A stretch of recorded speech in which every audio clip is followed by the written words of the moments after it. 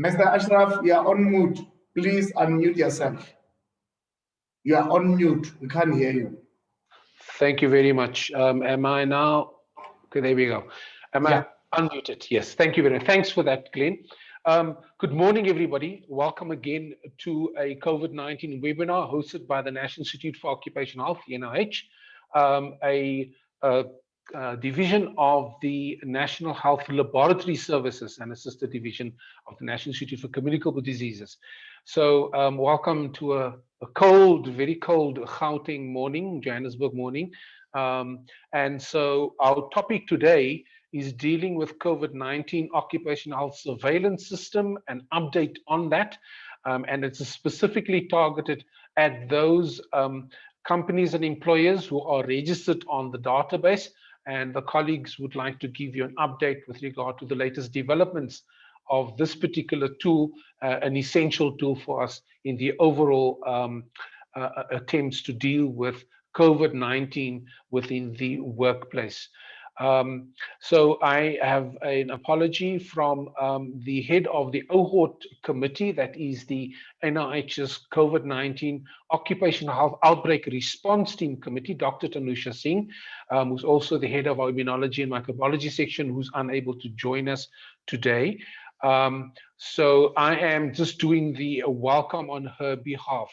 And as I've said with a microphone muted, that this is our 78th webinar, and we've reached quite a large number of people. And I think this one is an important one also to ensure that our representatives responsible in the different companies and workplaces who knows how to use this particular platform, the Occupational Health Surveillance System platform, appropriately. And in order for us to then deal with that, we have the following sequence of presenters. First, we have on the overview of the OHSS and the template changes, and that will be Professor Nisha Naicker. And Professor Naicker is at the NIOH dealing with that. And then there's on the registration process, in terms of data confidentiality and security, Dr. Jabu Mtsweni from the CSIR will be assisting us with regard to that. And that is followed by his colleague, Herman Le Roux, who's going to deal with the Cmore tool or mechanism, followed by my colleague, Monty Rambau, apologies, from our IT section here at the NIOH that will deal with a new platform. He follows up with the API tool as well, apologies. And then Rethabile Khutlang is going to, from the CSIR, is going to deal with the dashboard update. Without further delay, I'm going to immediately hand over to Prof. Naicker just to start off with the overview of the OHSS. Thank you. If you could share your presentation slides and just check on your audio feed. Ashraf, can you hear me now and see my Perfectly. slides? Yes, if you could maximize it, it'd be great. Thank you very much. Please proceed. Okay, good morning, everybody, and thank you for attending this session. So we do have some important information to share today. And firstly, I'm just going to give you a broad overview for those that have not listened to this, to the previous OHSS presentations. So what is the National Occupational Health Surveillance? So occupational health surveillance is where we use pre-selected group of indicators. So the information that we want to collect on exposure and health. And these are collected and analyzed to inform decision makers. So it provides data and analysis needed to understand the relationships between work and injuries or work and illness, such as COVID in our case. And we do this in order to improve worker safety and health, to prevent work-related injuries, illnesses, fatalities, and to pick up the changes over time and see where interventions may be needed or what is working well. So from this information, we can, as we said, inform policy development, provide guidance for further training for workers on health and safety, develop more safer technologies technology, we find there is problems in certain sectors, to enable more research and prevention strategies to be developed. And this type of surveillance occurs worldwide, such as for the NIOH in the USA, or in the UK, they have their own surveillance systems. And for us in South Africa, we are now developing the occupational health surveillance system. And we must note there are other public health surveillance systems that are already in place, like we can see from the daily updates we get regarding COVID cases, COVID mortality, COVID hospitalizations, etc. So in terms of the OHSS, previously, occupational diseases, there's always been a lack of adequate data that we can use to analyze and show trends in South Africa.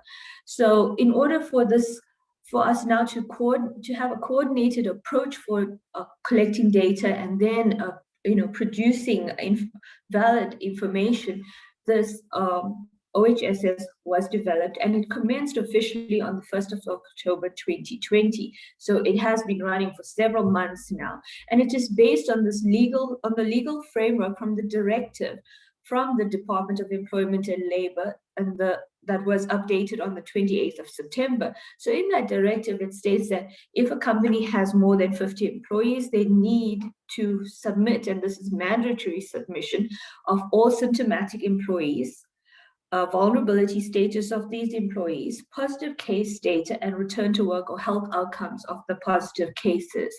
So even though the directive says greater than 50 employees, businesses with less than 50 employees should still enroll or register on the system and submit their data. Particularly for them, it's mandatory to still submit the positive case data, maybe not the others. But with the recent TERS or UIF update, all employees are supposed, or employers are supposed, if they want to receive the TERS benefit, submit data on the vulnerability and positive case and return to work. So that is across all employers. So for the occupational health surveillance system, what we do, or what the aim of it, or our objective, was to monitor the trends of COVID in the different industries, different businesses across different job categories. And then we also include across different age groups and different, whether it's male or female, that is effective. We also, by doing this, by monitoring these trends, we can then pick up which sectors, which companies, which occupational groups are at high risk, and to inform appropriate interventions. It also eventually will allow us to evaluate the interventions in particular workplaces, and we will be able to determine what the human resource economic impact may be on these workplaces. It also shows us, or it will inform us of what other questions need to be investigated when we analyze this data. So as you may know, this system is not just part of NIOH, but it is has multiple partners, and all may not be shown here. It's the main initiative of the Department of Health, with NIOH, CSIR, Business for South Africa, NICD, NHLS, and Department of Employment and Labor, all feeding into the system. I'm not going to speak to this because Dr. Mtsweni, Jabu, is going to talk in much more detail about this. But with regards, the most important part now for employees, or employers, I should say, I keep saying employees, but it's employers, is the data submission. And if you have registered your company already, you would have chosen, or you would need to choose one of three methods of submitting your data. And the first one is the API. The API means that you already have an app in place where you collect information for the company on your employees. And this app that the data you receive from your app can then be integrated into our system. And Monty will speak more about that. The next one is Cmore. Cmore is the app itself, and Herman will explain it and show you exactly how it works later on. And the third one is the CSV uploads. This is a brand new system, and it's being created so that the difficulties that were experienced with the Nextcloud, which is stopping by the 1st of August, will be removed. So it will be a much easier process and inform people of errors in the documents immediately. So, and Monty is going to explain it and show you exactly how it works. So these are 3 ways you can submit data. So the next part of my presentation is going to focus on the Excel spreadsheets that you will use in order to do those CSV uploads. And there are a few changes in the templates, and this will apply to the API and to Cmore as well, because the changes will occur in them as well. So the categories of data, as we've said before, are the vulnerability assessments that must be done, and this is usually a once-off.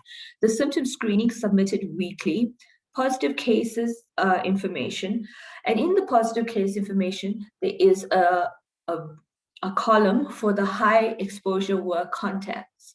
And this means anyone in the workplace that the positive case employee has been in contact with, and contact with meaning they were together less than a meter apart, or a meter or less apart.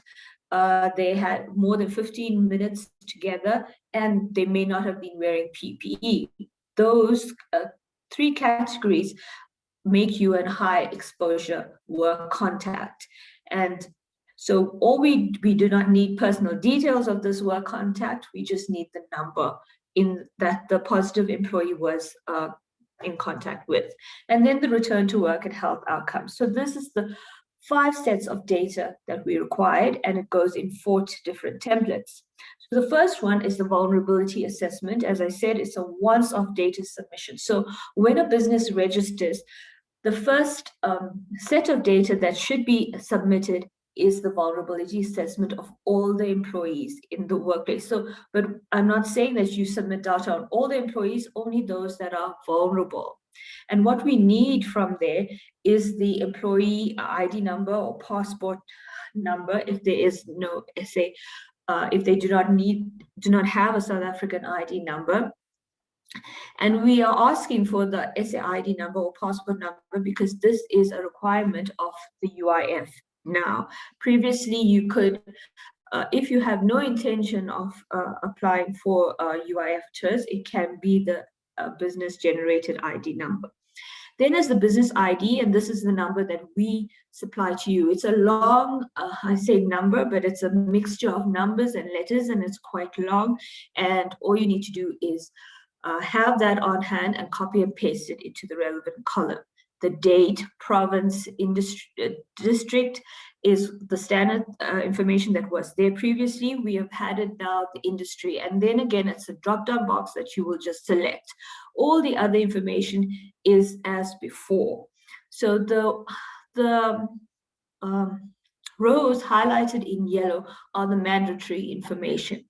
The rest in green is voluntary information. So you can tell us if the employee has given you permission to access their medical records.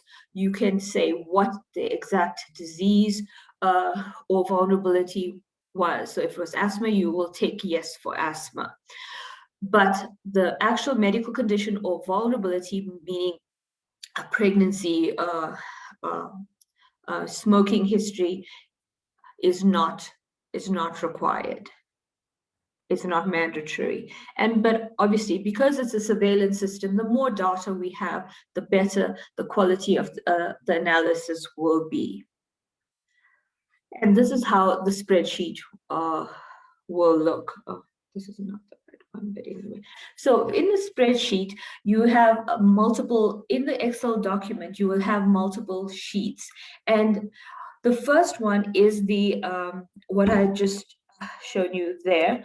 The second spreadsheet, or one of them, will have lists, and the lists are part of the drop-down boxes, but here you can see all the categories. So if it's province, all the province listed out. If the districts, all the districts listed out, the job categories, the industry. So you could have a quick look at all of them if you want further information. And each variable or each column heading will have its own list.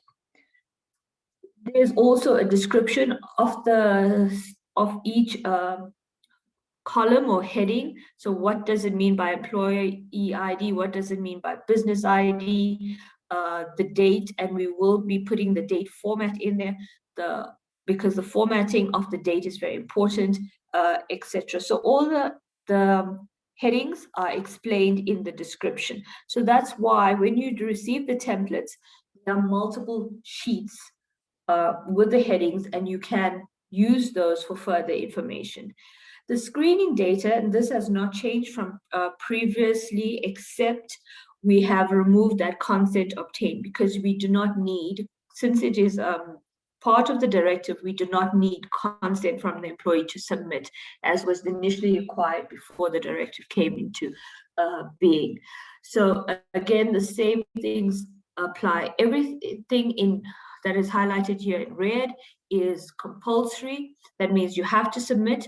The specific symptoms, you do not have to submit. It is optional. But again, the more data we have, the better our analysis and reports are. And these screening data you will collect daily from your employees, but you submit only weekly to us, and you only submit the symptomatic employees information. So if you are screening 100 employees, but only 5 were symptomatic, you will send us the data on the 5 people only. And this is, again, what the spreadsheet will look like. The positive case test or positive test case data, this is, again, is submitted on a weekly basis, only if you have positive cases. And again, the Excel spreadsheet will have the explanations of all the headings that are in the spreadsheet. And again, in the positive case, the majority of the information is, almost all except the reporting action, is compulsory. And here we added the industry as well, and that is the only extra variable over here that has been added. And then it's just a drop-down box, and you would have already filled in that industry when you registered. Okay, and that's the Excel spreadsheet. And as you can see at the bottom, we have the test case data that you will submit, lists with the whatever is in the drop-down menu, and then the description of each of the headings. Return to work data, and this is where we have added more information that will be required, and everything again in red and yellow is compulsory. So the new information that has been added is the start, sorry, the typo there, start of the illness, so the date we need for the start of the illness type, whether it's mild, moderate, or severe, and the end date of the illness. And this is, again, to so that this data can be incorporated into your UIF or TERS claims. Okay, and then the Excel spreadsheet again. Okay, so the process which Jabu will go over again is just to register online. The important, I would suggest also read the guidelines or watch the webinars again, and all this information is on the NIOH website. Register the business. You will get the email confirming the registration, and then you will get your login details, and then your submission can occur. So with that, that brings me to the end of my presentation, and I just want to thank all the businesses or companies that have registered and are supplying us regularly with the data, and also to thank all the partners that have made this system successful. So with that, Ashraf, I'm going to end my presentation. Thank you very much. That is Professor Nisha Naicker that has done the overview of the OHSS, all the features, as well as some of the improvements and changes that you will be hearing about today. So just a reminder to everybody, please do not type your questions in the chat box. The chat box is just for general comments, general admin, and general questions. But if you have a specific question for our presenters based on the content of their presentations and the OHSS system, please type it in the question and answer box. That's the box at the bottom with the 2 speech bubbles. I'll appreciate. I see there's already questions there for our presenters to and our panelists to deal with. Also, for those who may want to raise their hands, unfortunately that function is not possible. We are almost at 400 attendees for this particular session. Please do not use that particular function. And I will post the specific email address for the OHSS queries that you may have, and I'll post that for you in the chat box, and you can just copy it from there. I'm sure you've seen it on the slides that were on our screens before we started. And to move on, our next presenter and speaker is dealing with the registration process, that is specifically data confidentiality and security, and that is Dr. Jabu Mtsweni. And whilst Dr. Mtsweni is just preparing his slides and check on his audio connection, by way of introduction, Dr. Jabu Mtsweni is head of the Cyber and Information Security Center at the Council for Scientific and Industrial Research, the CSIR, and a research fellow at the University of South Africa. Dr. Mtsweni is involved in leading, supporting, and implementing large and complex information and cybersecurity projects locally and internationally, including projects in large state-owned enterprises in South Africa and on the continent Africa. That also includes government departments and the military. His research interest and technical expertise are in digital security, digital transformation, data analytics, software engineering, cybersecurity, and cyber crimes. The gentleman we need to keep all of our data secure, and maybe might be contributing also to the security of our bank accounts, who knows. I hand you over to Dr. Jabu Mtsweni. Thank you very much for joining us today. It is a pleasure again to have you on the webinar and taking the time to contribute to this very important tool. I hand over to you, sir. Let's just check on your audio. Good morning, Ashraf, and good morning to the colleagues who are attending here. I hope you can hear me. Perfectly. Please proceed. Thank you. Thank you very much, and thank you to Professor Naicker for the introduction. My presentation will focus on the registration aspects on the OHSS system, and then also I will talk about the issues of the submission of the data in terms of the 3 different systems, highlight just that, and then deal with the issues of security, privacy, and confidentiality.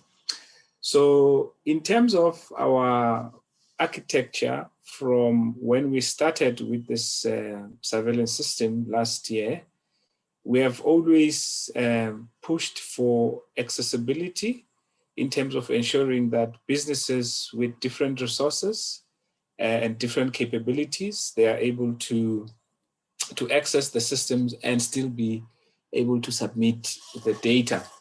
So there are 2 options. We have organizations that may not necessarily have their own tools or their own ICT tools. And we have 2 systems, which is the new CSV portal, which we are introducing to, as Nisha mentioned, to address some of the problems or the challenges we have had with the Nextcloud, particularly from the data quality point of view, and assisting us to analyze the data better. And obviously also from the compliance point of view, it was important for us to build another tool that could even make it easier for businesses to submit these CSVs, even if they are not technical. And then Cmore has always been there. Herman will speak about that a little bit later, which also tries to bridge the gap between businesses who may not necessarily want to fill in all the spreadsheets, but they may be comfortable in working with the web portal. And then we also have another option where the organizations who already have their own tools, their own systems, and they don't want to manually submit the data to us, they want to do direct integration. So we have those specific businesses doing API integration. And then if you look into our architecture, which I'm not going to spend a lot of time on, the CSV portal is not live yet. As Nisha indicated, it will be live by the 1st of August. For now, the businesses that are using Nextcloud will be migrated into the CSV portal. So they would not have to do much on their side. So it will be more of a seamless transition, and their usernames and passwords and stuff like that would still be able to work, but Monty will speak more about the slight changes that might need to happen. And as we have explained, the reason we are doing this is to just increase the seamlessness of data submission on this part. And then Herman, as I indicated, will talk about Cmore. In terms of where the data is sitting, all the data that you submit is sitting in the NIOH data lake in Johannesburg.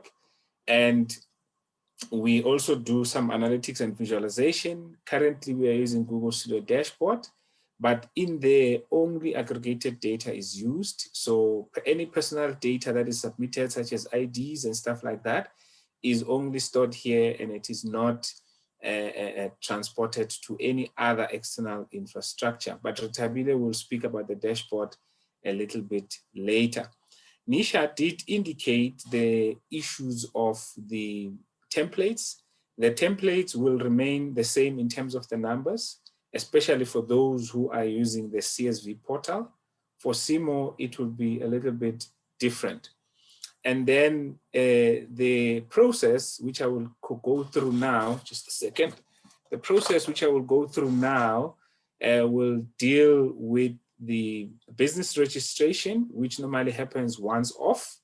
If a business is already registered, currently we have over 4,000 or so businesses that are registered. If they are registered, even within the new tool, they don't have to redo the registration, except the few things that Monty will explain in terms of the passwords and stuff like that.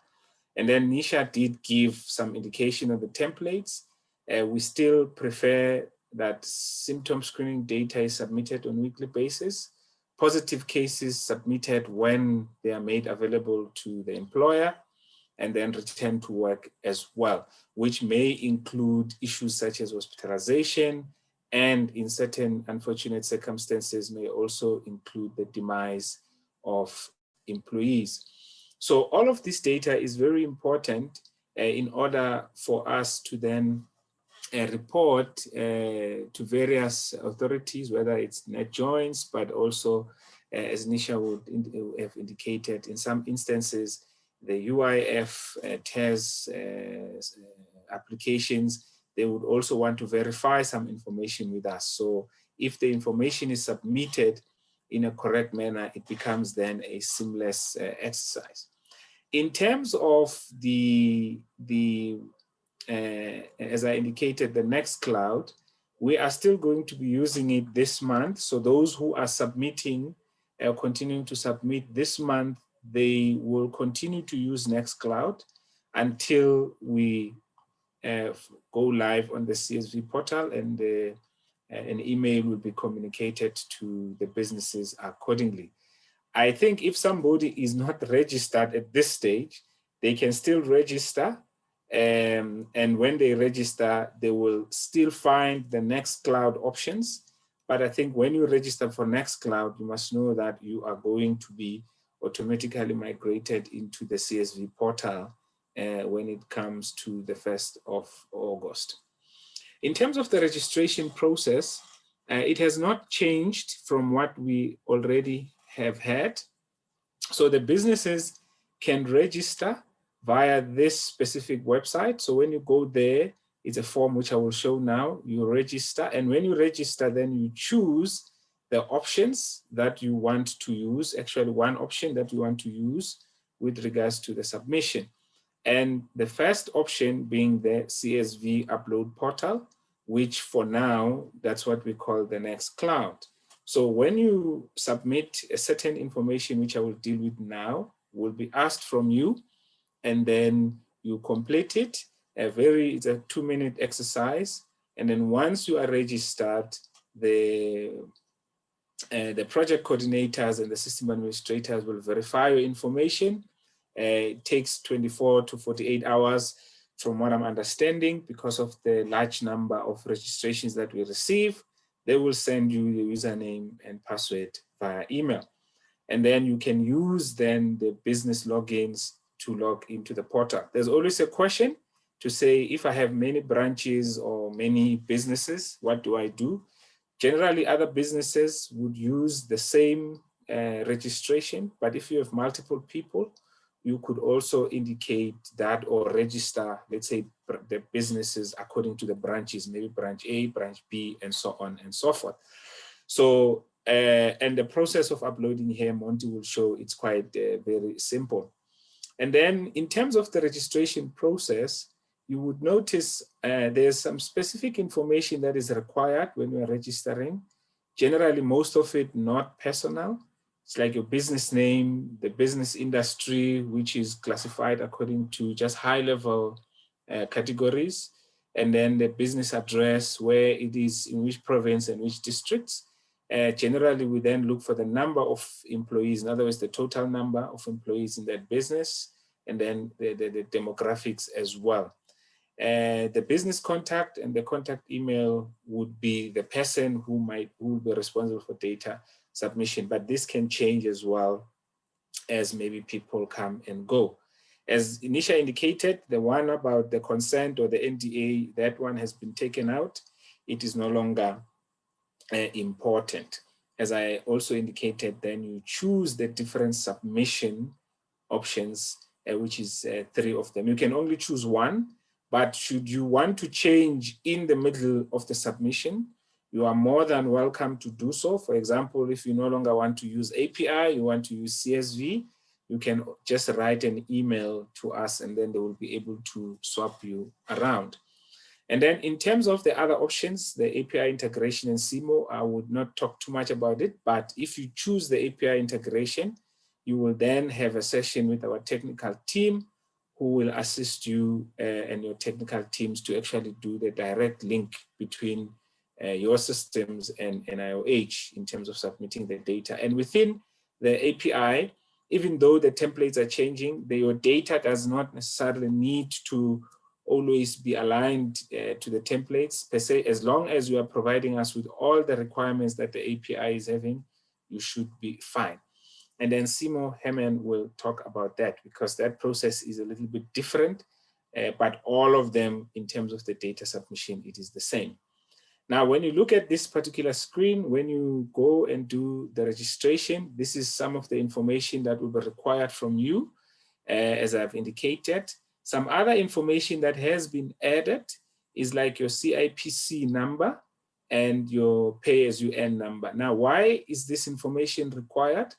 This information is only required from our side, from the TERS point of view, because when they want to verify if a business that is applying for TERS is registered, they also want to know what is the CIPC number. So for businesses that may want to apply for this compensation on behalf of their employees, they then need to complete that. But from the OHS system, we don't use that number for anything on our side except for those verification. As I've indicated, sometimes submissions are preferred to be weekly. And once you are registered, you then will get the templates. The templates are also, as they are updated, as Nisha mentioned earlier, they are available on the web portal, the NIOH web portal. So this URL, you can go into it. You will find a lot of information there, including the past webinars, frequently asked questions, and other things that you may want to understand, such as the list of occupations that needs to report into this particular system. And we will also find, as I indicated, all the templates that you are required to actually complete if you are the one who chose the CSV portal submission. And then in terms of the new CSV web portal, Monty will talk about that, but at the high level, you still find it within, it will be within the NIOH web portal. What this system will also allow you to do is your company information, you can go and verify and view if it is correct. If, for example, certain things have changed, maybe the business contact has changed or the number of employees have changed, you can go into this portal and then update it accordingly. In this one, you can then also upload the CSV, but the other important aspect now, which is going to help all the businesses as well, you can track your submissions and see if you are compliant or not. This is the company information I was talking about, that you could also adapt that as time goes. In terms of the upload, which Monty will take through, is a very simple exercise. You will have the template on your site, which you would have downloaded from our website, and then you complete it with all the necessary information and as per the template, and then you get in here and then you choose this specific option where you browse into your computer or into whichever device you use, and then the file will then be detected, and then we check it on the fly to make sure that the file is actually conforming to the template, because one of the challenges we have had in the past was that some businesses will change the template, change the formatting, put text where there's supposed to be a number, and then it makes it very difficult for us to consume that information accordingly. But as Monty will explain, you browse, and after you have browsed, you will check it. It will tell you if it is correct or not, depending on the template that you might have chosen that you want to submit. And then you could also add the name of the person who is submitting. And this name of a person could be somebody different to the login of the business. And this you could also do for all the different branches, for example, if you have them. And what would be nice here, as I've indicated, is you would then, if, for example, your file has errors or has some incorrect information, you would know immediately, and you will be given a chance to then correct that information so that when you submit your file, you know that everything is correct. Then the last part of it, you will also see a log of all your submissions. For example, if there was a check to see if you are compliant or not, there will now be, you know, a log to say you have complied, you submitted, and so on and so forth, which the Nextcloud currently makes it a little bit difficult because it's a bit of a manual process. And then as I close, the other systems, Herman will speak briefly about this. We have the mobile app, and then we also have the web app. And these tools could be used, for example, at your gate or at the entrances, where people are screened automatically and the data goes immediately into Cmore. But Herman will explain that. The last slide that I will deal with is the issue of data privacy, confidentiality, and security. And I think we know POPIA came into effect from the 1st of July. We have been complying with this even before then. Even our charter document speaks to how we are processing your data, why are we collecting this particular data, and what are we doing with it. In terms of the businesses, we identify all the businesses through unique business IDs. So even when we do the analysis, businesses are not going to be prejudiced. For example, if they have more screenings or if there are more positive cases or something like that, so nobody would necessarily have that information. And then all businesses, when they are submitting in the portal or even now the Nextcloud, they only submit the data on their own workspace, so they don't share the workspace. So no business will see the data of another business. We only collect email addresses if we're talking about now personal information, but these email addresses generally will be an email address of a business or a person who is responsible for maybe submission of the data. ID numbers are collected, but these are only for the positive cases. And we have noted, obviously, in other cases, some businesses don't submit them. When they don't submit the ID, it becomes then very difficult for us to verify the information or assist TERS to verify their information. The data in the lake is anonymized. In other words, as we have indicated, it's a business ID. So if there's any identifiable information, that information is removed. When you submit your data, whether via Cmore or API or CSV, we are always making sure that online it is encrypted, and the chances of it being intercepted by external people are very limited. And then the data lake at NIOH, it's in the Secure ICT Data Center. As number 8 says, all the data is shared only by NIOH, is only processed by NIOH rather, and is not shared with any other third parties, except of course, government departments such as UIF if they want verification. But other than that, your data is not shared with any other private companies, not shared with any overseas companies or anything as that may compromise confidentiality and privacy. As I indicated, number 9, for dashboard, as Rethabile will speak, we only use aggregate data, which does not compromise any confidentiality. And then all the systems, we are regularly assessing them for any security vulnerabilities. As I close, there are email addresses in front of us, which is the OHS workplace at nioh.ac.za. Normally, this one is used if people have questions or something along those lines. For the business registration, the OHSS, nioh.ac.za, I think it's still the correct one. The colleagues, they can go into that. They will find the link, register the business. But for the templates and all the other detailed information, as I indicated, you can go to the nioh.ac.za, the Occupational Health Surveillance System, OHSS business portal. You will find all the information there, including some of these webinar videos. Thank you very much, colleagues, and we will be glad to answer your questions later. Thank you, Ashraf. Back to you. Thank you very much, Dr. Mtsweni, for that. And you've answered, I think, a couple of questions that people already typed in the question and answer box. I think there was one question on the POPI Act as well. Thank you very much.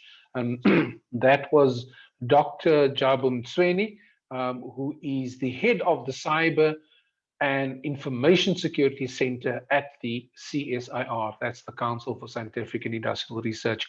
And so our next speaker, as he has indicated, is Herman Le Roux, also from the CSIR, who's going to deal specifically with the Cmore. I call it probably the Cmore tool, but you will correct me on that, Herman.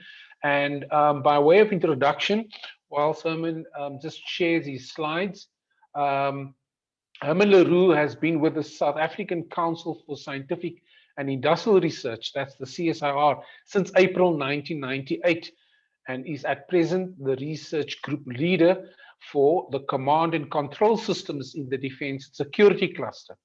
He's involved in command and control technology as applied to whole of government initiative across diverse domains, including defense, safety and security, public transport, disaster management, health and the protection of infrastructure and natural assets.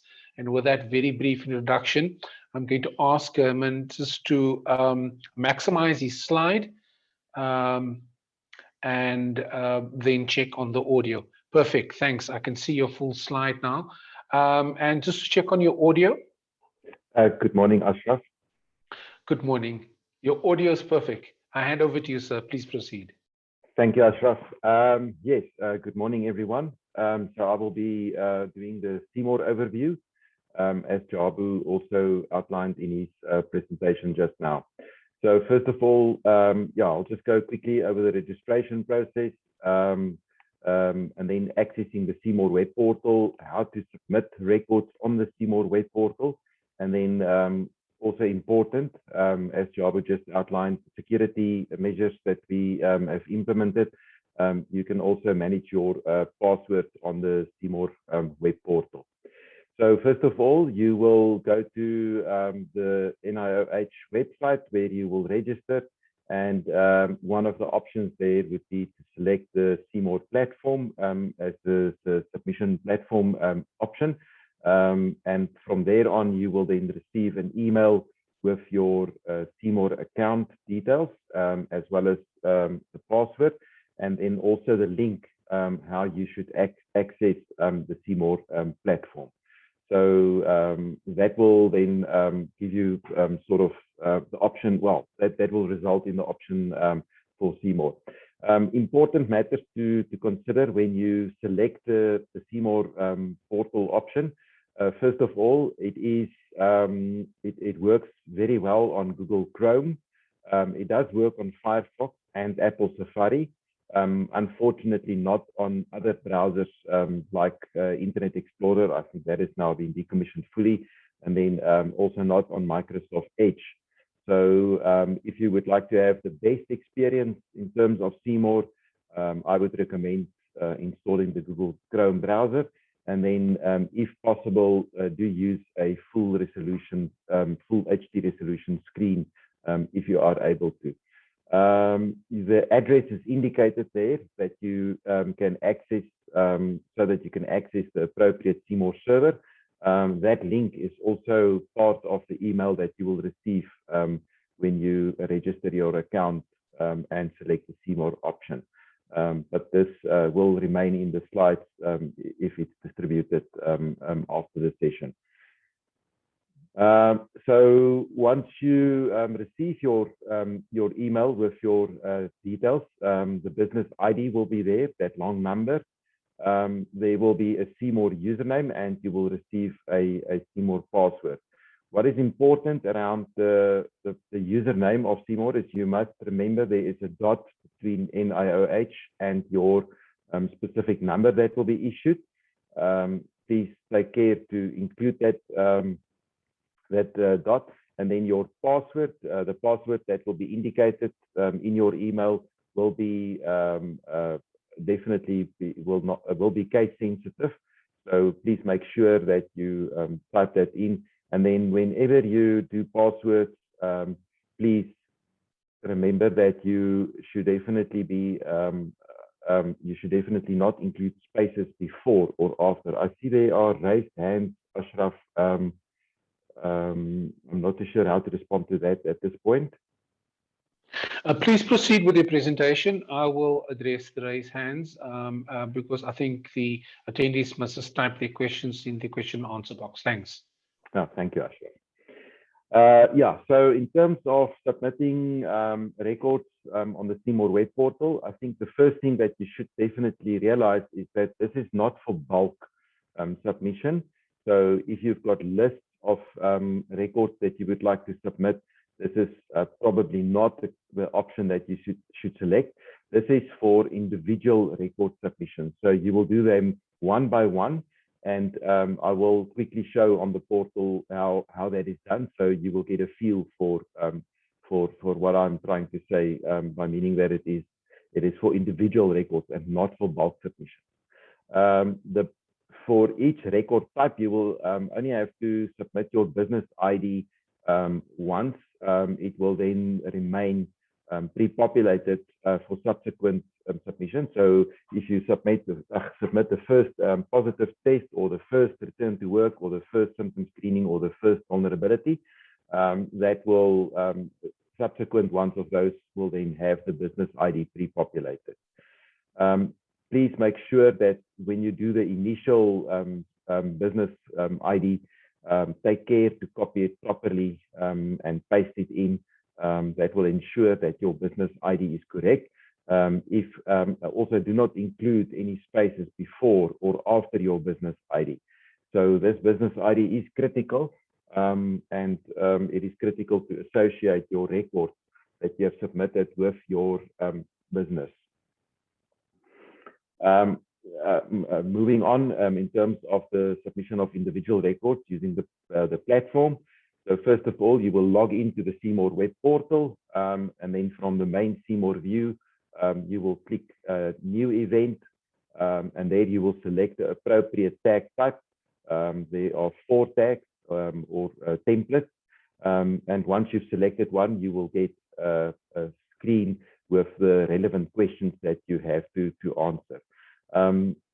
To be able to submit a record, you have to fill in the appropriate fields. You do have to give a description. So that is a description that is not really of importance to the NIOH case. That description can be for your own management purposes. So that the data in the description is not submitted as part of the information to NIOH. So that although it will be in the database, it is not processed or used in any way. So whatever description you put in the description box would be your choice. And then you have to create the event. So you have to scroll down and create the event. And that once that event has been created, it will reflect on the left-hand side on the portal. So I will repeat this quickly on the actual live system so that you can see that as well. You have to repeat this process for every submission, for every record that you have to submit. So you, at least you don't have to log in every time, but you can click New Event, and then you select the appropriate template, you fill in the data, and you create the event and go through that process for all of the records that you have to submit. I think that will also make it clear why this is not a bulk submission method, and rather for individual records. So these are just some screenshots of the actual records or the templates, so vulnerability and symptom screening. You will see there are quite a few questions. Some of the questions will have a default value in, because those are questions that need to be answered. The other ones, if you create the event without them populated, the data will then obviously not be submitted, and it may cause some issues when the data is processed. So it is best to fill in all the fields, and then also go through all of the questions where it is indicated as false. These are the positive and return to work templates. So the same applies here. Please fill in all the fields and scroll down until the bottom, and there you will see the description that you can put, and then once you've put the description, you can create the event. So this is the Cmore portal, the bigger screen. So you will see some data here submitted and so forth. This is just some data. So what you will see there is the left-hand column indicates all the data that you submitted. That will be only visible to your account. And then if you see a data submission record, like the one that shows there, just left of the return, number 2, return to work, where it's got a blue little circle with an exclamation mark. That means that the appropriate record was not selected. The appropriate template was not selected. So you have to select positive return to work, vulnerability, and screening. If you do not select one and you just type a description, because when you don't select anything and you just type a description, it will be allow you to save it, but that data will not be submitted to the NIOH data lake thing. So only data in the correct template will be submitted. I think that's all on this display. Yeah, sorry, I just want to clarify one part. You will see there is a map in the middle. That map is not critical. If your business is spread over South Africa and you would like to record the location, you are welcome to record the location. But again, the location data is not submitted into the NIOH data lake, and that information is not used in the processing. So that is just for your own purpose and not for the actual data submission. Just a quick way to show you how to change the password. So on the top right, you have to click Edit Profile. You select the little profile button there. You then select Edit Profile, and then you type in your existing password, and you type in a new password and confirm it, and then change the password. So that is important if you want to ensure that other people do not log in with your password. So you can also update your email account so that if you do, so that other notifications may reach you, or if you do further password resets, maybe that will then, the password reset will be sent into that email address. Good. So I'm going to quickly switch to the portal.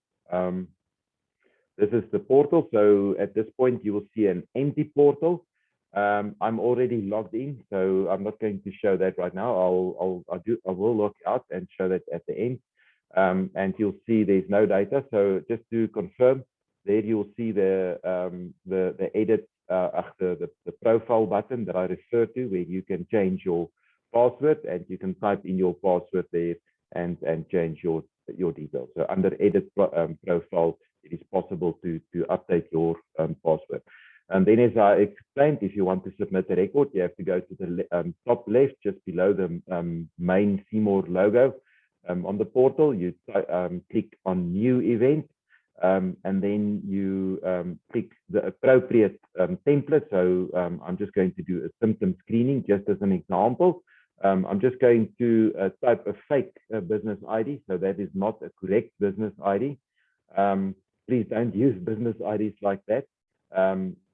That button is a requirement, and then you can fill in the information. I'm not going to fill in all of the information. I'm just showing some of the options. I'm just going to click there, one or two, and you have to create, put in a description. So create event will not work if your record doesn't appear on the left-hand column. It will not work. So you have to type anything there, and you can type there any reference that makes sense to your business. The date occurred, you don't have to put that. It will be it will default to the current time and date. But you can also put a date that makes more sense, and so forth by selecting it. I'm just going to click now and use that timestamp. You don't have to do anything there. And then in terms of the location, as I said, that's also optional. But if you would like to click that on a map somewhere, it is 100% possible. You can click that on the map, and it will automatically fill in those details. But that is not a requirement. You can then create this event, and the moment that was successful, it should appear on the left. If it doesn't appear there, it means that your record was not submitted to the server, and hence, if not with the Cmore server, it will not be submitted to the NIOH data lake. You can review the data that you've submitted. It is also possible to update your data, but there is only a window for updates, because if you submit something today and you make fixes tomorrow, the data will have already been submitted during the overnight batch run to the NIOH data lake. So only same day edits will be submitted to the NIOH data lake. I also just want to show you, I'll just create quickly another tag. I'm just going to type a different fake number there, just select the date, and put another description there, and create the event. So the difference between the two is this one has got a location on the map. As I said, that's not important. This one doesn't have a location, but you can still use that and submit information like that without location. If you would like to review data that doesn't have map locations, you can go to the event view option, and there you will see your data in a different manner. I think, yeah. And then just as a last bit, if you want to sign out, I'm just going to sign out there. This is the screen that you should see when you try to log in. If you do not see a screen like this, then it means that the link that you are using is incorrect. And I think that then concludes my session. Thank you, Ashraf, and thank you to the audience. Thank you very much for that. And that was Herman Le Roux from the CSIR dealing with the Cmore platform. And Herman is the research group leader for the command and control systems in the defense and security cluster at the Center for Scientific and Industrial Research. Our next presenter is my colleague, Monty Rambau. He is in the IT department here at the NIH, and I'm going to invite him to, oops, he's there. Sharp, thanks, Monty. Monty, by way of introduction, is an analyst developer in the Information Technology Department at the NIH, the National Institute for Occupational Health. He has qualifications in information technology and is a certified Microsoft Systems engineer. And he has 16 years experience in IT from the range of support service, server infrastructure, and application development and support, an A.NET full stack developer, currently the lead developer for the Occupational Health and Safety Information System, that's the OHSS system, and the Occupational Surveillance System, the OHSS system that we're speaking about today. The OHSS system is a system that is within the whole of the NHLS, as well as being rolled out in other public health sector as in other countries. With that short introduction, I hand you over to my colleague Monty. His slide is already maximized and he will be checking his audio. Thanks, Monty, for joining us today. Thank you, Ashraf. Can you hear me? Perfectly. If you could just move closer to your microphone. Thanks, Monty. Okay. Okay, good morning, colleagues. My name is Monty Rambau, and I'll be taking through the CSV submission portal and the API integration portal. So firstly, I'll start with the new CSV submission portal. We'll start with the registration process. So now taking into account that there are already users that are using the Nextcloud platform in order to submit their templates, we have worked out processes to seamlessly move them over to the new platform. But I'll just go through the first process of new businesses. So they'll go through to the portal and register their companies as previously demonstrated by my colleagues. They'll receive an email that will link them back to the portal where they'll set a password. They'll be able to log in, then upload their CSV file. For existing Nextcloud users, they will follow the password reset process, which I'll go through also, which basically entails them to enter their business ID, which they have been using as part of the previous submission, and the email address used during the company registration. Thereafter, they'll receive a similar email with a password reset link. They'll set a password, log in, and upload their templates. So the new business registration, again, summarized. They'll go through to the link. They'll choose the CSV upload submission. And once the application has been approved by our OHSS administrators, they'll receive the email that looks like this with the URL for password creation.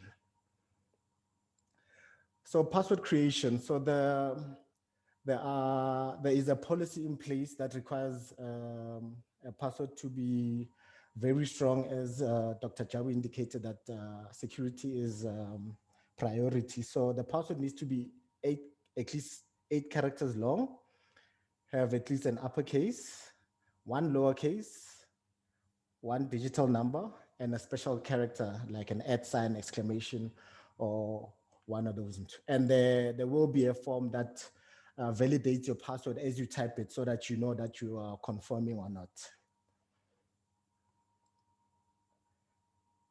So the login process, you will navigate to the portal and you will see an additional button now that says click to upload CSV. Once you click on this button, you'll be prompted with a login screen where you enter the business ID, which would have been supplied to you prior to you logging on, and obviously the password that you would have set.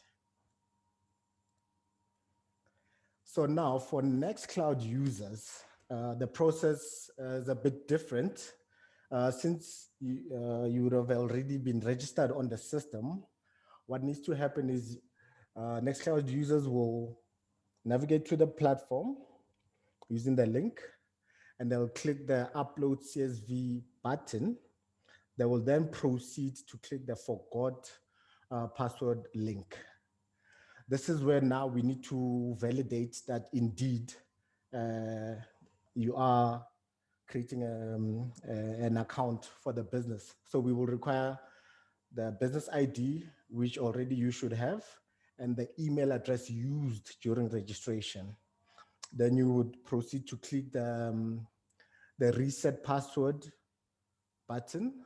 Then what happens is the reset password email will then be sent to the email address that was used during the company registration.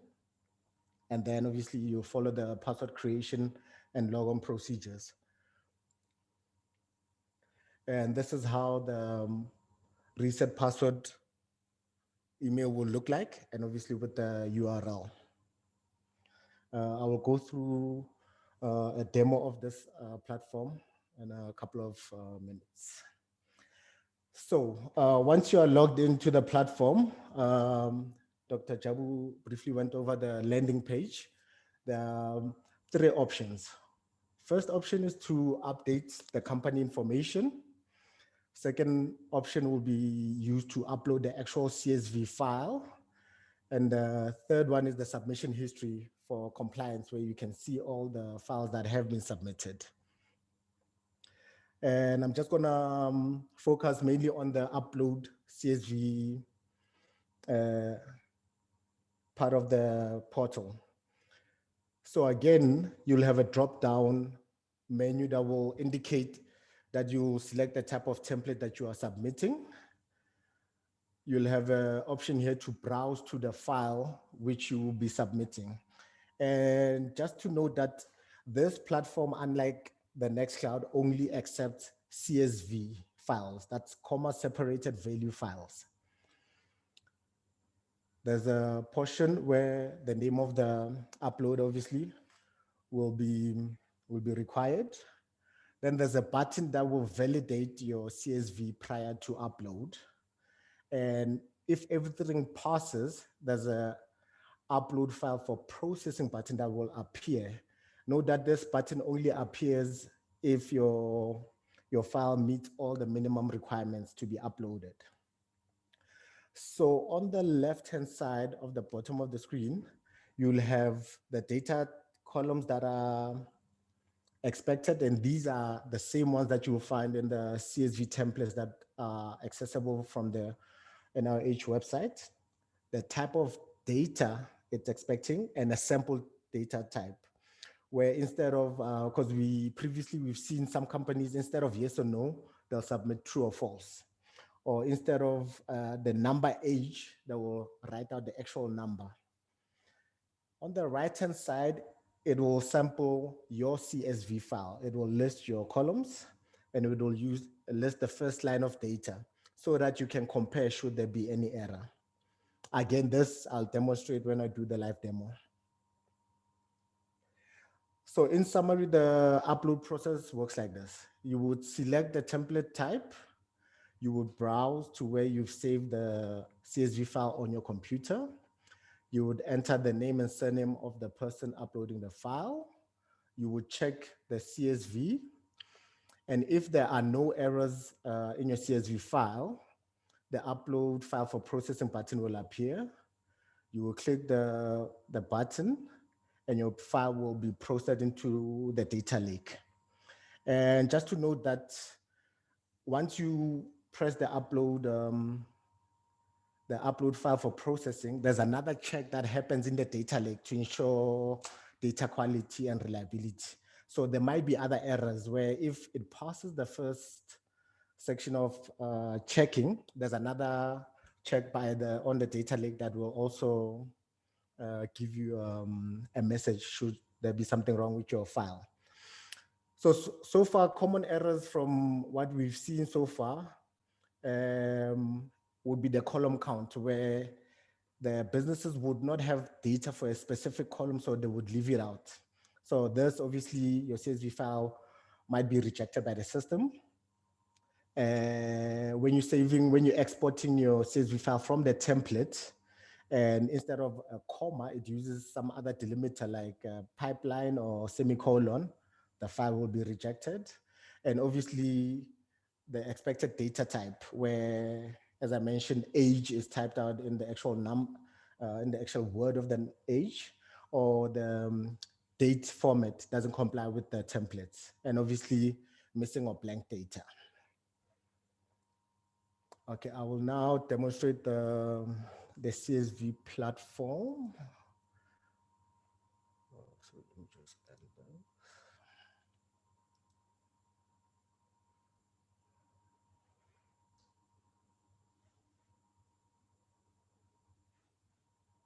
Okay. Just gonna share the screen for the platform. There we go.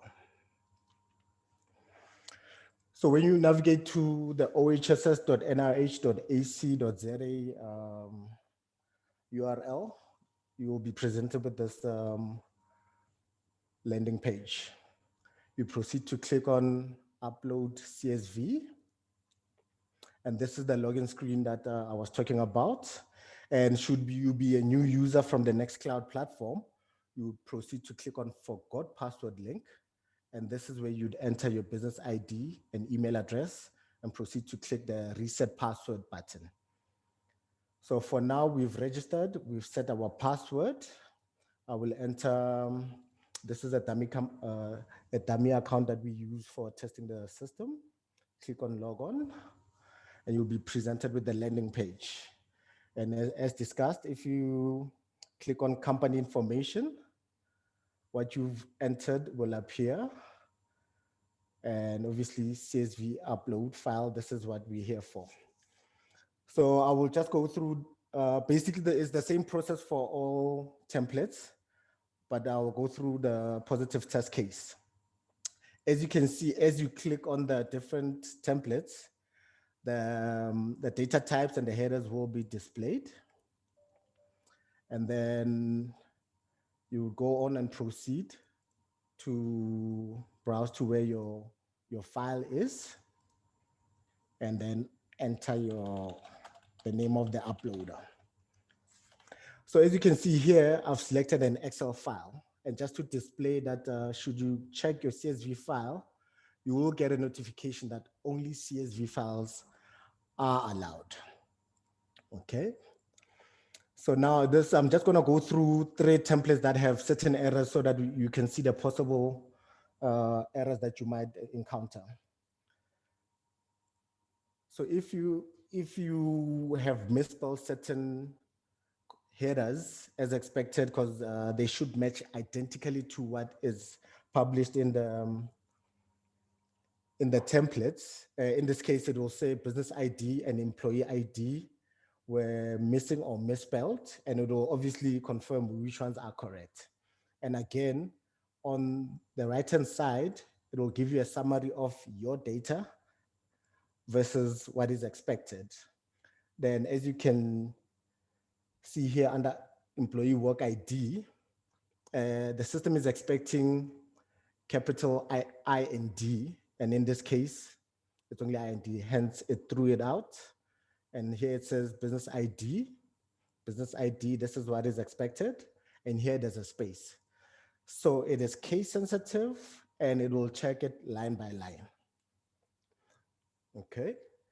And we're gonna go to one that has incorrect amount of columns. In this case, it will give you a notification that it's expecting 22 columns and your file only has 21 columns. Then you would proceed obviously to check which columns are missing. Okay. So now if your file is perfect and the system sees nothing wrong with it, you'll get a message with a thumbs up and obviously telling you to proceed to upload the file. But the file we have uploaded, as you can see here on the data, on the age, we've put in the actual number itself. And then when we click to upload, the data lake will respond back and say, this is an invalid number. And obviously you would then again go back, proceed to fix your template, recheck it again, and then should everything, this is a properly formatted template. When you upload, you'll get a notification that your CSV file was processed and everything is okay. So in order to confirm that your file was indeed processed, if you go to submission history, you will see the name of your file, when it was uploaded, and who was the uploader. This is where you can keep track of your system. So the advantages over the Nextcloud system that we were previously using is you will be guaranteed that your file was processed and your file was checked, unlike leaving your file for automated systems to check. And then obviously, once everything is done, you proceed to log out of the system. And that is the new CSV platform. And all these, there'll be user manuals and steps and videos on how to perform each task. Next, I'll move on through to the API submission option. I'll just bring up that.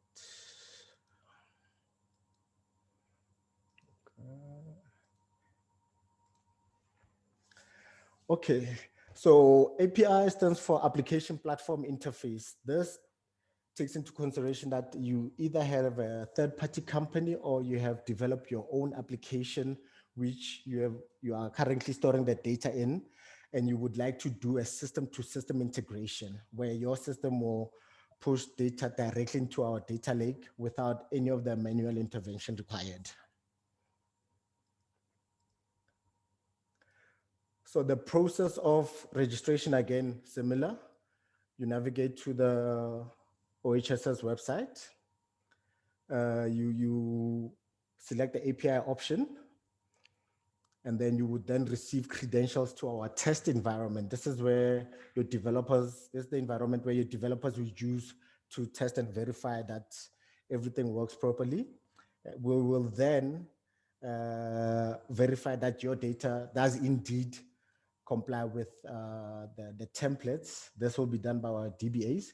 Then we will proceed to send you production credentials where you can submit the data to our live data lake. And the process is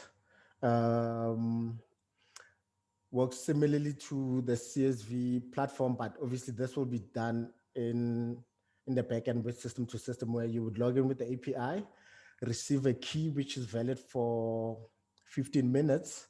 Once you have the API token, you can then begin to submit your data. So now to test out the API, you'll be given the API test link, which has all the endpoints that can be used to submit the data. You would have an endpoint for logging in, authenticating, for logging out, for submitting the screening data, the positive test data, the return to work data, and the vulnerability data.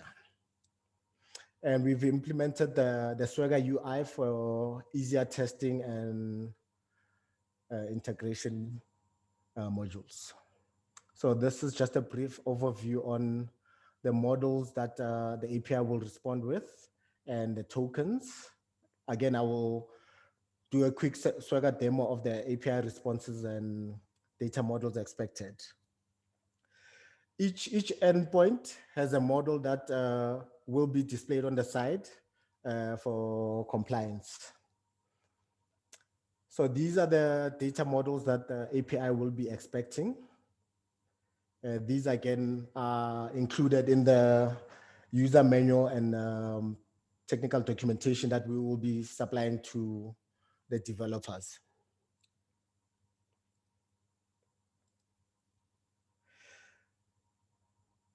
So the API currently can accept a push of 1,000 to 5,000 records at a go. And the session, as mentioned before, lasts 15 minutes. It will log you out automatically if 15 minutes goes by without any activity. And we are using the put method to accept the data. Okay, I'm gonna quickly do a demo of the API using the Swagger option.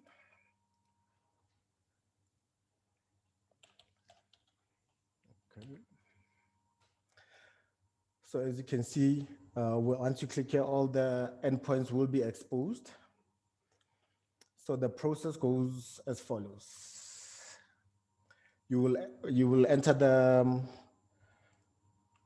you will be given obviously the username and password, which your system must use to authenticate. And you'll be given an API key, which is unique to the company.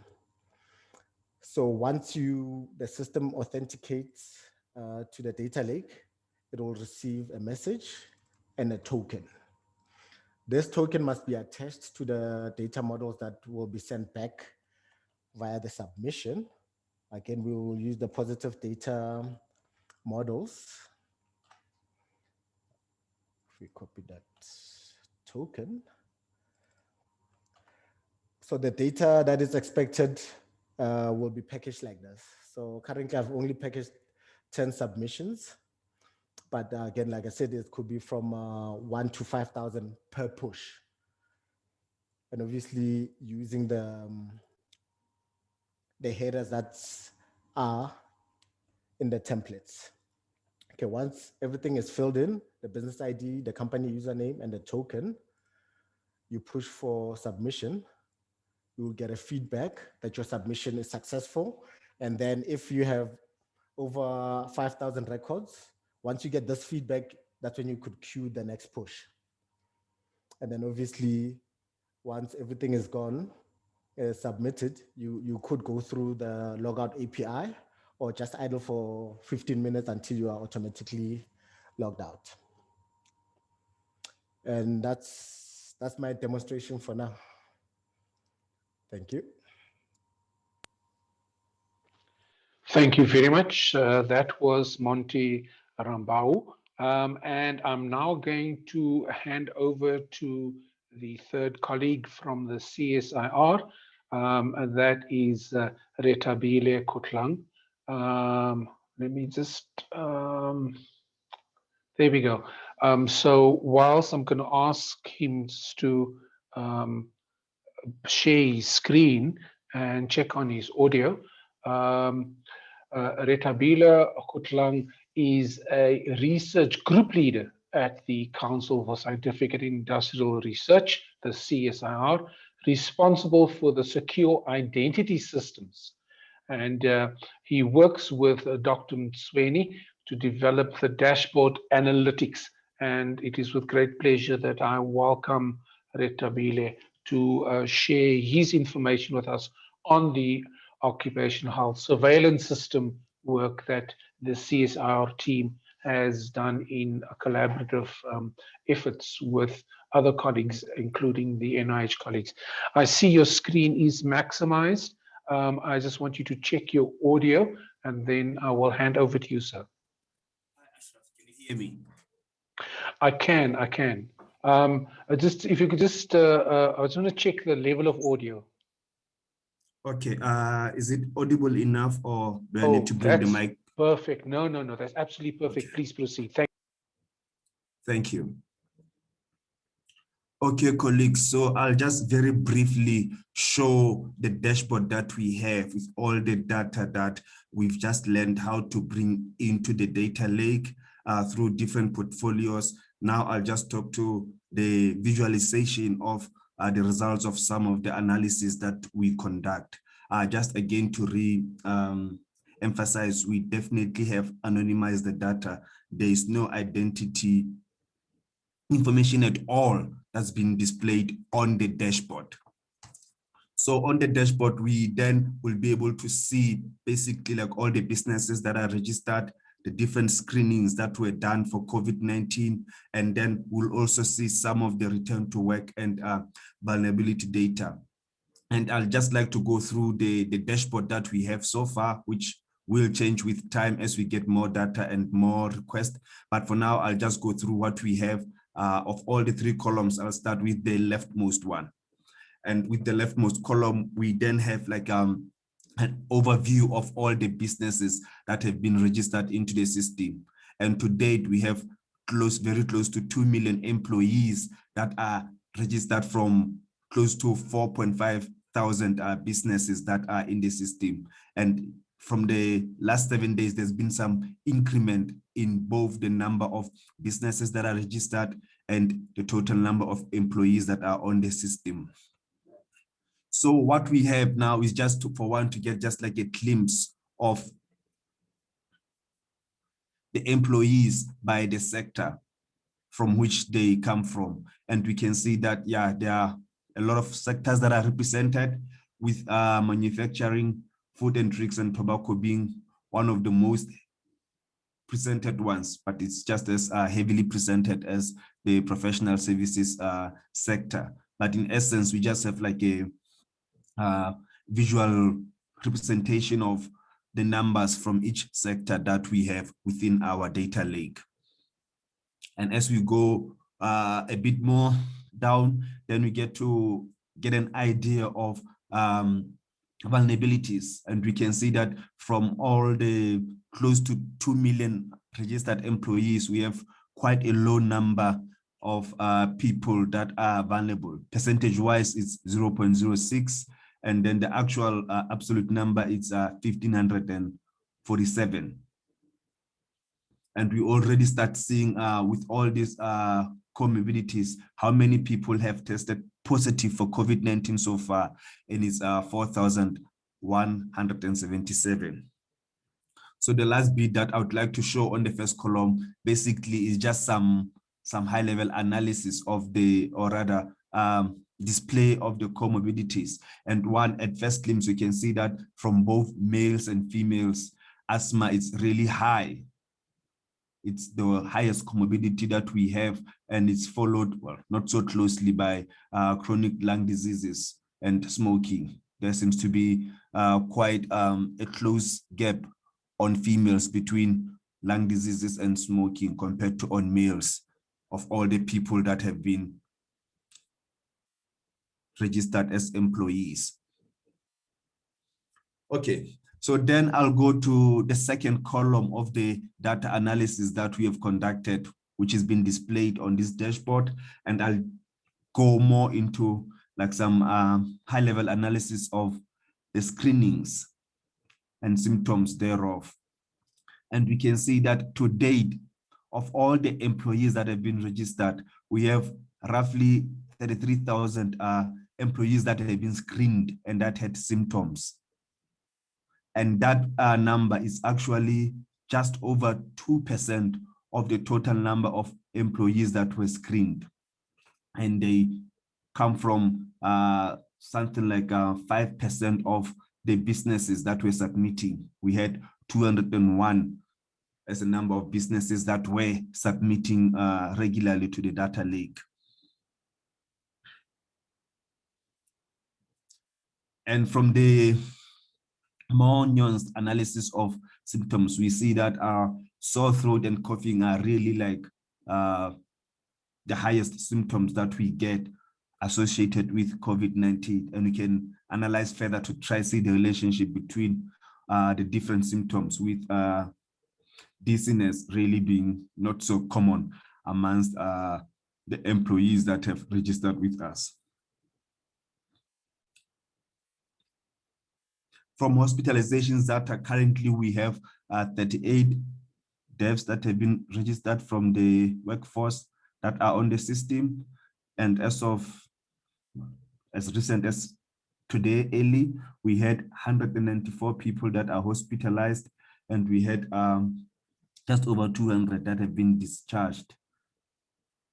And if we try to further dissect that according to occupation, we can see that most hospitalizations come from services, followed very closely by people that are doing clerical work. And managers as well have over 20% hospitalization rate. And then finally, I'll get to the last column where I try to, where we try to analyze the cumulative numbers to date with regards to COVID-19 positive cases. To date, we have those that have tested positive, as I had said before, is 4,177. And that number, it's 7.5% of all the employees. So this is those that have tested positive. And we realize that the numbers are higher for females than they are for males. Actually, females constitute 65% of all positive tests. So we can break down the COVID-19 cases by different sectors that are registered, and we will see that professional services and banking, insurance, they account for over 70% of COVID-19 cases. And people that are in health and social services, which is at around 10%, still have quite high number of COVID cases. And yeah, people that really somehow have low numbers are from entertainment. Not really sure if it's from reporting or it's from the closures that we've had around sports, recreation, and entertainment. Apologies, colleagues, my dashboard broke a bit with regards to return to work numbers, but we can have like some, besides the absolutes, we can have some detailed analysis of the people that have been returning to work, which in a way, it's a bit related to hospitalizations by occupation. We can realize that people from services and clerical work were the most hospitalized, and likewise when it comes to returning to work, clerical support services and professional people constitute the bulk of the people that have returned back to work. And yeah, from the roughly 21% hospitalizations we had on managers, there's 16% of those that have returned to work to date. So yes, our colleagues, we can do a lot of analysis and later produce some reports for certain stakeholders that have interest, on different sectors, be it COVID-19 positive cases, vulnerability, landscape, or return to work numbers. So in a nutshell, this is what I had to show on the dashboard. This is the dashboard that we have emanating from the data that we've been collecting to date. Thanks a lot. I'll give over back to Ashraf.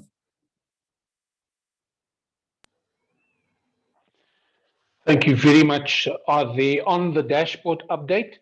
Was Rethabile Khutlang, and we will now be looking at the question and answer box, in particularly the major questions that you've been asking there, and asking our presenters to comment on the major comments there.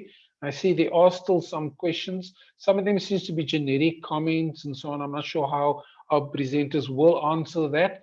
So let me start off with Prof. Naicker on the question of the trend of the questions that have been raised and some of the major or priority comments, observations that she would like to share with us. So I'm going to ask her just to open a microphone, and then I'll speak to our other presenters as well about what are some of the important comments they want to share with you based on what they've seen in terms of your questions. Prof? Thanks, Ashraf. Yes, I think the frequent questions that I've been seeing or answering now is that do you need to resubmit data or register again if you have been using Nextcloud, because Nextcloud will be discontinued? And the answer is no. You do not need to re-register. As Monty had said, there is a process involved if you have already been registered and submitting data. The data on Nextcloud is already extracted. Every time you submit data on Nextcloud, it gets extracted into our data bank. So all your data currently on Nextcloud is in our data bank. But once Nextcloud is stopped, you will not be able to access your old data. But I must stress that you do not resubmit your old data again. Just start submitting from the 1st of August all the data that has not been submitted on Nextcloud only. The templates, with regards to the templates, we will put them up, the revised templates, on the website, probably in the last week of July, because you cannot use the new templates currently until the new platform and the new and Cmore is updated and API is updated, and that will only start on the 1st of August. But we will put up the new templates on the website. We will also send a bulk email to all contacts within the registration database with the new templates as well. So the 1st of August is the cutoff date where Nextcloud will not be available anymore. And I also just need to say, this has not been frequently asked, but the data presented by Rethabile is quite limited, because we only have about over 4,000 companies that are registered on the system, and not all are submitting accurately when they are supposed to submit. So the information is limited, and with all these webinars and all the promotional activities we are encouraging businesses to register and submit, because what has been happening, a few companies, when they know they are getting audited by the Department of Employment and Labor, will then register in the last minute and then email us for confirmations so that they have some sort of evidence that they have registered on the system. And this is not the way to go, especially if we are using this data to aid the country in developing a proper occupational health surveillance system, so that the government at the policy level can then make informed decisions based on the information we provide them. So it might seem like extra work, but it's essential that reporting occurs, because it doesn't just help that company, it helps the whole in different industries and different sectors as well.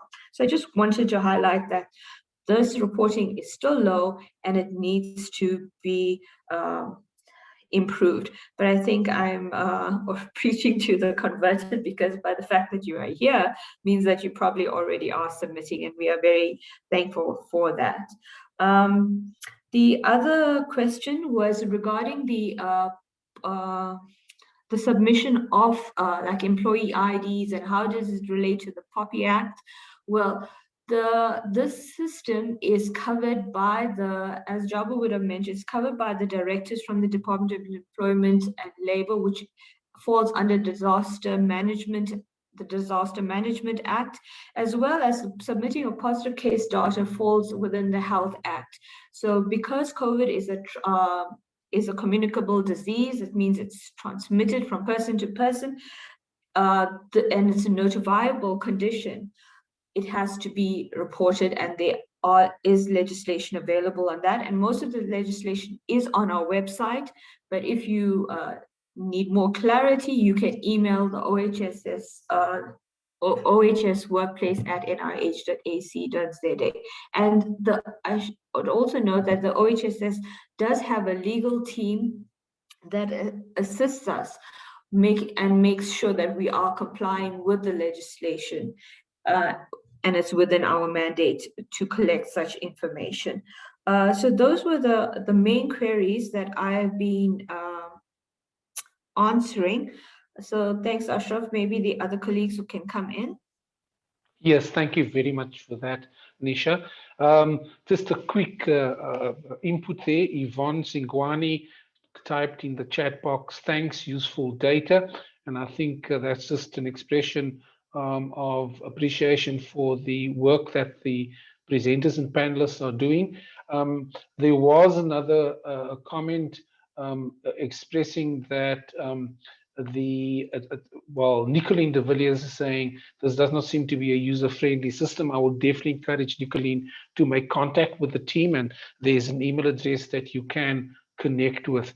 And then also a quick observation, thanks to Ziketelo Maseko, who's even been telling, in responding in the Q&A box, telling the attendees that their businesses have been approved on a particular date, etc.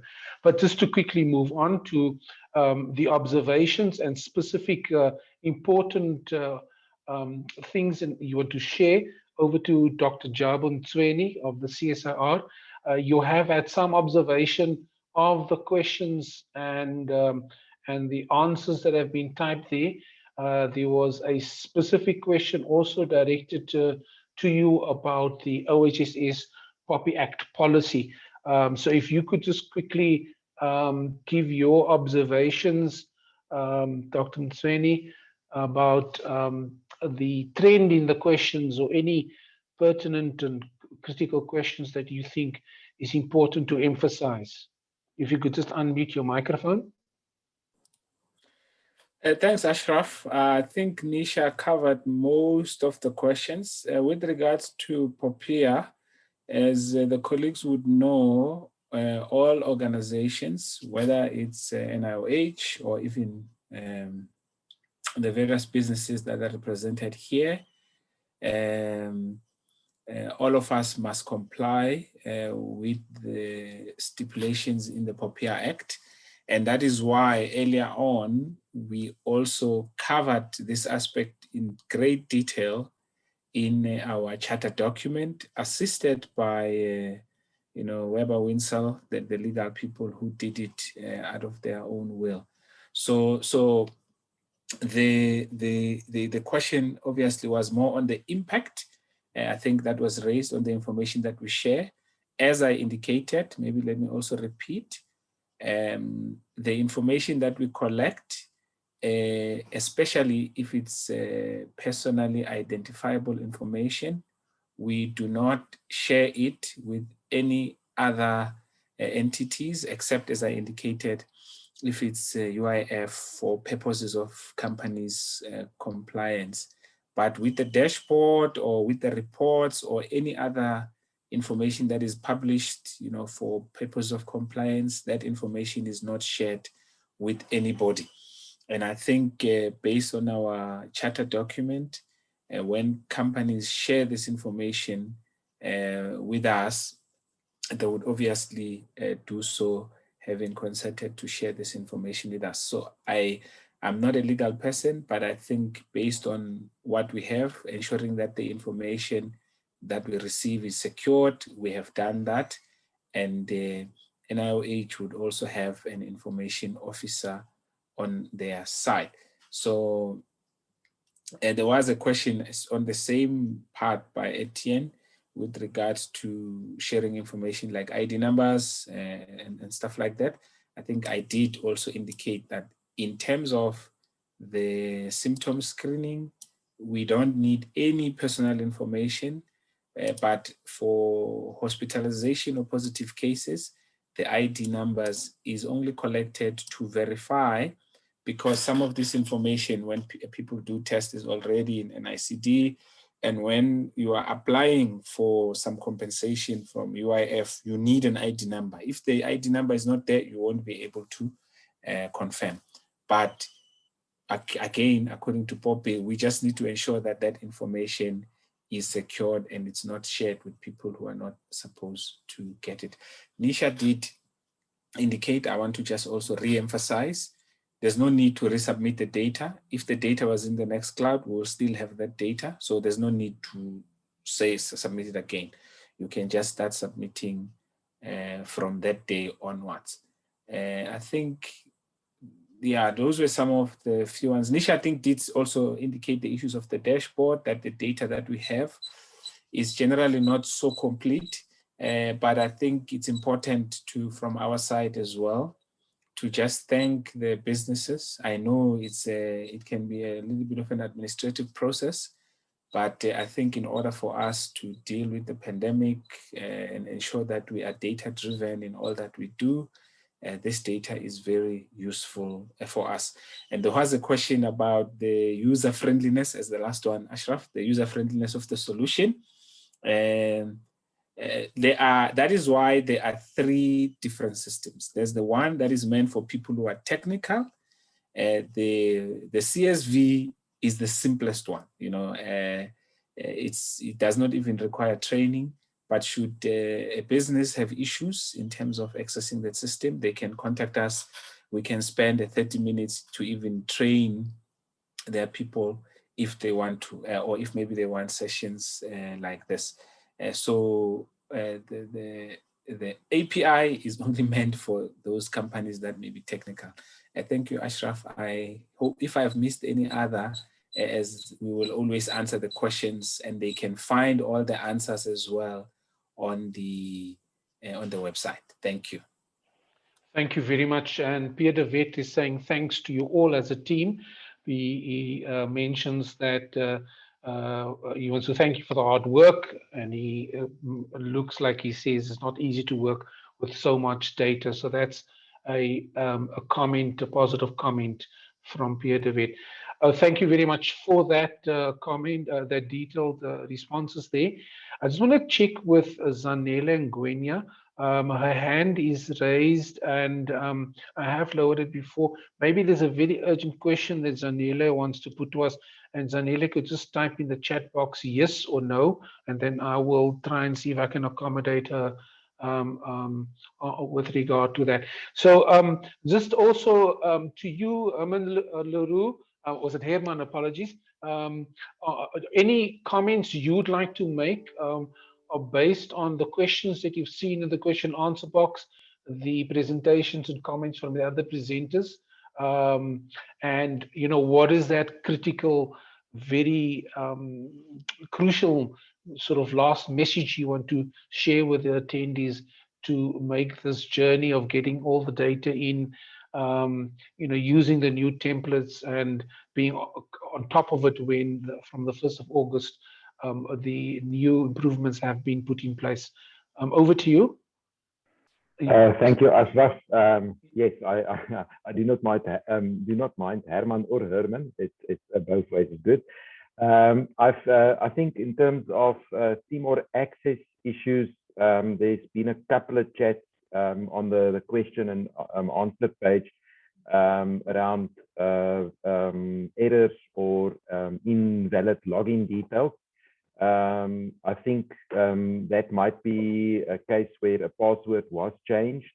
So if a password reset is required, then they can use any of the email addresses that was shared today to report the issue, and we will assist gladly to do a password reset. I think what people should also just make 100% sure is that they do use Google Chrome if they experience any problems with other browsers. So first try on Chrome, because normally we don't have issues with that. And then also very important, if you do search for Cmore on Google or any of the other search engines, there will be various Cmores coming up. And then there are instances of Cmore which are used for other initiatives and programs that are, I'm sorry to say this, but that are bigger use cases than the current NIOH use case. So people should not try to attempt to log in on those servers, because the credentials for the NIOH case is specific to the server link that I've posted as part of my presentation. And then, yeah, I think some of there's quite a few questions around process and when should they submit information, and is it legally required to submit information, or can a switch be done from one platform to another platform? I think most of those have been handled, and I don't see any further issues. But yeah, I think in terms of Cmore, people must then also just realize that it is for individual record submission, so not necessarily for batches. I think that is important. Otherwise, you're going to sit and type quite a long time. Thank you. I don't think there's anything else from my side, Ashraf. Thank you very much for that. And depending if I'm anglicizing your name or just speaking it, I'm sure as your parents have offered it to you. Thank you very much for your contribution. Monty, do you have any comments or sort of, very critical messages or that you want to share with our attendees, given the changes and the new information that you've shared, as well as whatever questions you've seen on the question and answer box? Monty, over to you. Thanks, Ashraf. And yes, we do recognize that sometimes the change process from a different platform to a new one can be a bit strenuous, but we've worked hard with colleagues at the CSIR to ensure that the process is as simple and clear as possible, and detailed videos, instructional manuals, and sample templates will be available for people to review and test out the system. And also that the new templates will only be available on the NIOH website from the 1st of August, just to prevent people mistakenly submitting the incorrect templates and having their data not being processed into the data lake. And that's just my comment for now. Thanks, Ashraf. Thank you. Thanks, Monty. Thank you very much. And then also Rethabile, from your side, and whilst Rethabile is just joining us there, another thanks from Sibongile Mofokeng. Just to say that I see lots of thank yous in the question and answer box. Unfortunately, colleagues, I can't read all those thanks, and because we need to clear the question and answer box, I'm just going to clear your thank yous. It is definitely noted, and I hope anonymous attendee has typed in his or her proper name and surname in the registration box form that you completed. Your certificate is going to arrive named anonymous. Okay, quickly over to Rethabile. Any final or very important comments from your side? I see your microphone open. Please proceed. Thanks. Thanks. Just to say that when it comes to what we show, we would appreciate assistance with what people want to see, because all the data is there, but what to show has to be relevant to what people want to see. So yeah, we are open to suggestions and to specific requirements, as long as they can be catered for by the available data. Thanks, Ashraf. Okay, that's great. So it appears that we've got about 7 minutes left, but I'm sure unless there are very urgent points that questions you want to still raise in the question answer box, this is for the attendees, or any final concluding remarks from our presenters, it looks like we're probably going to end this early. And as you've heard, there will be resources made available on the website. The link is on the screen. You can see it there. You can screenshot it. You can take a quick pic of it and I'm sure it's in all of the correspondence and invites that you've seen. So let's just see if there's any final questions. I see Zeketelo is answering Leandra Vos there. I think Sean, Whitehead, your question has been answered live by Dr. Mtsweni. So I'm just going to click done with your particular question. I'm not sure, Denzik Groenewald has a question about some spelling error in the error message in the presentation. So I'm sure we'll just note that. If it's something very urgent, Denzik, I'm going to recommend that you do email OHS Workplace at nih.ac.za and contact the colleagues there if it's something urgent to do with you being able to access the system. So there's a question from, okay, I think Prof. Naicker, Nisha's answering that, Peter and Monique, about how are people collecting daily data. And then Peter has also added another question. We have 3 or 4 different sites and difficult to enter it from paper copies. Okay, so we'll see how the presenters just respond. I see Herman is responding to you there, Peter, and on the different sites that you have. Zenith Parker is asking, the stats shown for all companies in SA, are we able to do similar reports ourselves? So can an employer, can a company generate a report that is company specific? And Zenith, if you can hold on there, maybe I could ask one of our colleagues just to quickly open their microphone and answer your question, Zenith. Can company-specific reports be generated, Nisha? Yeah, I think that can only be done at the moment for Cmore. So with the Cmore, I think Herman did mention it, that you can generate your reports for your own company. And eventually, maybe in a few more months, we'll be able to do that with the new CSV upload platform as well, but not currently. Okay, just hold, if you could just hold the microphone. My worrisome anonymous attendee, whose name I hope is in the attendance register, is asking, can we stay on the CSV? The anonymous had logged in a bit late. Nisha? Yes, if you are using Nextcloud, you will be migrated to the CSV platform.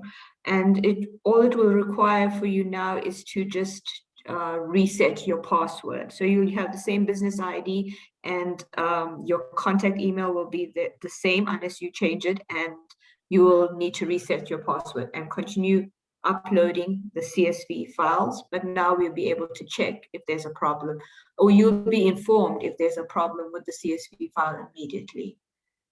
And then Teresa de Oliveira is asking, can we backdate data gathered? Yes, yes. So data is supposed to be from the 1st, we start on the 1st of October when the legislation came into force. So you can backdate from the 1st of October onwards, anytime. And then I'm very excited about this Q&A. It's hectically busy, but we're in the last couple of questions there. Anonymous is asking, we have a form that is completed by all staff members daily when they come to the office, indicating symptoms, if any. However, these are kept in a register, but we don't submit this to the NIOH. We definitely report any positive cases. Should we still send the attendance registers as well? No, you cannot send us the attendance registers. You have to re-enter the positive or the symptomatic employees' information into our templates, because we can't take PDF information or other kinds of Excel spreadsheets. It has to be on our templates. And I would assume that there won't be that many symptomatic cases every morning. So once there is a symptomatic case on the register, just transfer that information to our spreadsheet and then submit the batch weekly, once a week. Well, that's excellent. Thank you. And then, Anonymous, we are in the last minutes. I'm going to regard this as your final question. How long should screening forms be retained for? You mean in the business? I'm not sure. That is, I'm sure the Department of Employment and Labor might have, or Department of Health might have stipulated that, and you can read that from the, what you call their directives or their guidelines. But for us, once we get the information on our system immediately, so you can always, I suppose, in an emergency, request that information from us. Yes. Also, just to add to that, Nisha, I see this one last question. There are prescriptions within the Occupational Health and Safety Act, and I think the Compensation Act with regard to health and safety related documentation and records. And I think the employers and companies will just probably have to follow those guidelines or any other specific ones you have referred to that could have been specified by the Department of Health. And then Denzik Groenewald, how does the deleting of files from Nextcloud and uploading updated files affect things on the system? Is that something that's doable without any issues? Yes, well, all the data that is on Nextcloud is transferred to our data bank. So none of the information is lost.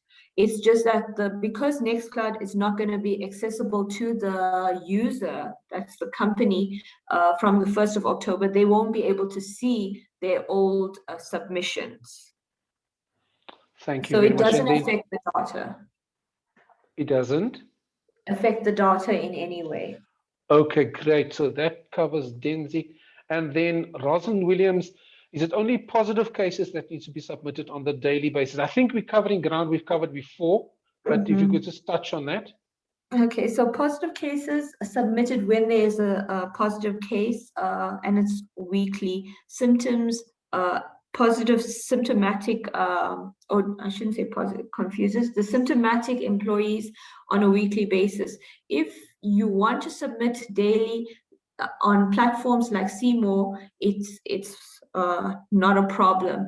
But on the new CSV or even the Nextcloud, submitting daily might be extra work. So that's why we said collate those cases or the symptomatic employees or return to work on the spreadsheet and submit it once to us weekly.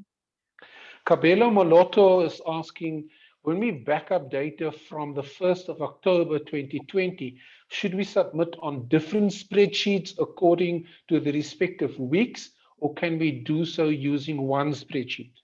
You can use one spreadsheet and add them all on that one spreadsheet and submit it. Okay, and then the final bite to Anonymous. We have a form that is completed by all staff. I think no, sorry, apologies. Yeah, no, this is done. That means we've concluded all our questions, and this has certainly been a very, very, very interactive webinar. One of the few very interactive webinars that I've been on where the attendees have been actively asking their questions, and we have somewhere close to 180 questions that have been asked and answered. And for that, I need to thank Prof. Nisha Naicker and the team, Dr. Jabu Mtsweni, Herman Le Roux, Monty Rambau, and Rethabile Khutlang. And then there were these colleagues in the background doing amazing work, also answering the Zeketelo Maseko in answering some of the questions that have been asked there. So on this note, I need to remind you, and you can see it on the screen, that there is an email address that you can email for any follow-up questions. We are not taking any new questions in the session. And for those who had copied and pasted their questions from the chat box into the Q&A, thank you for your cooperation. This has been quite an amazing session. Any final parting words from you, Prof. Naicker, or any other team member? There's a few seconds left. Okay, just from me, I want to thank everyone for joining us, and with all the questions and answers and interactions with the audience, it has been very useful, and we will add the answers and the questions to the frequently answered questions on our website as well. So the information from these questions will be there as well. And then 3 thank yous, one from the fellow presenter, Herman. Thank you to the audience and all the questions and engagement, and the co-panelists for the very informative and successful session from Alna Stamperix. I would like to thank the team for an amazing session. I've always received a quick, prompt response from Prof. Naicker when I ever ask questions or send emails. Thanks a lot again. And then just to conclude, as indicated by Peter Mtsweni, thank you and stay safe. And thank you for joining us on this particular webinar. By next week, Thursday, we would be reaching our 80th webinar that the NIOH would have brought on the COVID-19 webinar series. That particular webinar is going to deal with the question of droplets versus aerosol and ventilation. Tomorrow, we're having a COVID-19 webinar on skin conditions in the workplace, and that is probably more so when people are exposed to the new chemical measures being introduced around COVID-19. Thank you very much. That was a bit too much of a rush. Thank you very much for joining us today on this COVID-19 webinar. We will see you on the next webinar. Goodbye.